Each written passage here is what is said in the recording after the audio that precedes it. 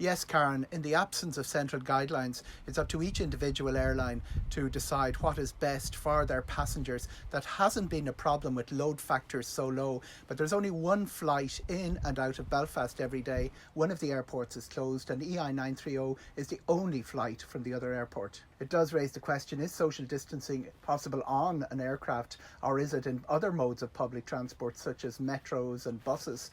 Michael O'Leary quite vociferous that it's not. The three measures that have to be taken are temperature checks before boarding, masks and disinfectant.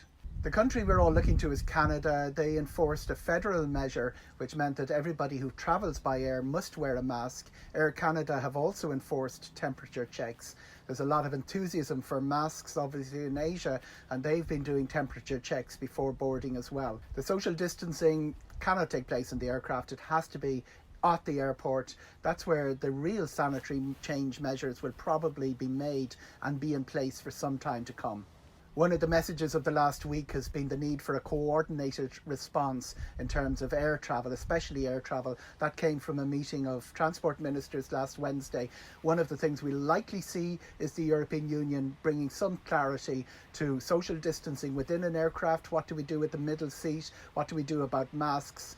Already the airlines are taking measures of their own. A lot of this is increased disinfection of aircraft.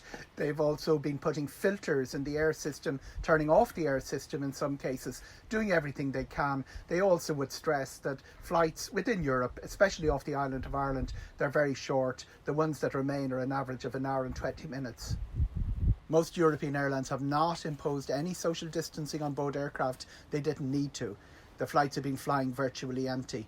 The problem here is that there's only one flight in and out of Belfast every day. One of the airports is closed. EI 930 is the only flight from the other one. So when Aer Lingus had an increased passenger load, they really didn't have any time to react to put on extra flights.